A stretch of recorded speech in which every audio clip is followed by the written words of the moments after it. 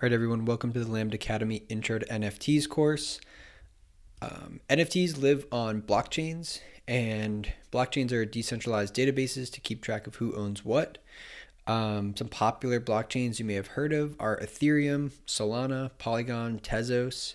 Also, Bitcoin is on a blockchain. So a few notes before we dive in too deep here. Nothing in this course should be interpreted as financial advice. We're going to focus on NFTs on the Ethereum blockchain right now. But if you understand how Ethereum works, you'll understand how other blockchains work like Solana, Polygon, and Tezos. Ethereum is pretty expensive to use because of gas fees, and generally things are just more expensive. But this knowledge will transfer to a lot of different places, and you will not need any money in order to participate in this course. It's completely free. So on blockchains, there are public and private keys that kind of make everything run and work.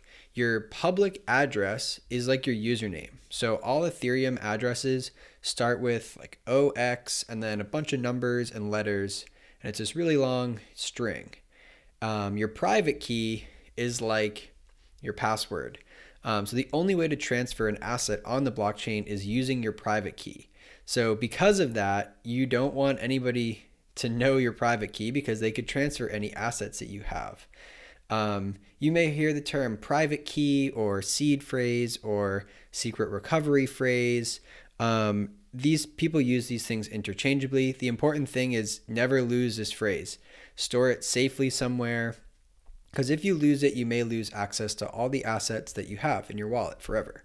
And this is why you hear stories about people who had Bitcoin on an old hard drive on their computer that they threw away back when Bitcoin was worth like a few cents or a few dollars, and now it's worth millions of dollars, but they can't access that Bitcoin because they lost their private key. So we talk about wallets and how like different things are in your wallet, but really like balances are associated with public addresses on the blockchain. So like there's not actually anything that lives in your wallet, in your Ethereum wallet. Essentially, there is just a public ledger where you can see how much Ethereum is in a wallet. You can see what NFTs are in a wallet, and you can also see what other kinds of tokens. So one cool thing about the Ethereum blockchain is that there are lots of types of assets that you can, keep track of on that blockchain, including what are called ERC20 tokens. So these would be things like USDC, USDT, like the Uniswap token, Shiba Inu token, and many more.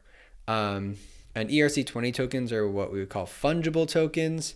And then non-fungible tokens, or NFTs, are ERC721 tokens. And those can also be kept track of and kind of stored and associated with balances on the Ethereum blockchain. Okay, so when you're utilizing the Ethereum blockchain, you want to set up a MetaMask wallet. There are other options, but MetaMask is the most common one here. You want to make sure you're going to the official website, metamask.io, and typically you're going to install the Google Chrome extension, and you're going to write down your secret recovery phrase. You also put a password on this wallet, and if you ever lose that password, you can always recover your wallet with your secret recovery phrase.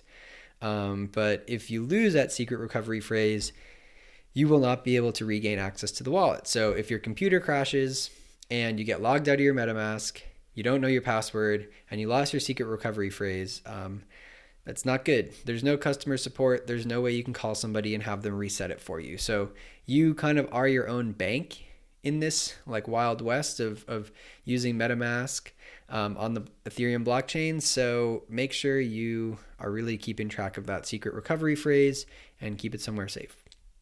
So once you set up your wallet, you're going to have a public address, which again is this like OX62A, a bunch of numbers and letters. MetaMask also gives you a QR code, which you can scan and it will like resolve to that address.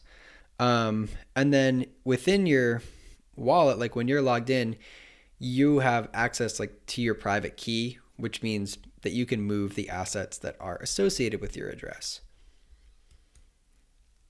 So in order to fund your MetaMask wallet, it's important to understand that anyone can send anything to your public address.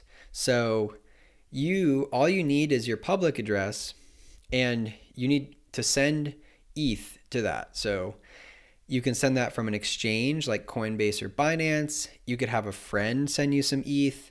You could also do work and get paid in ETH and get it sent to that address. So in order to really start doing anything, in order to buy NFTs or do anything like that, you're going to need ETH in your wallet.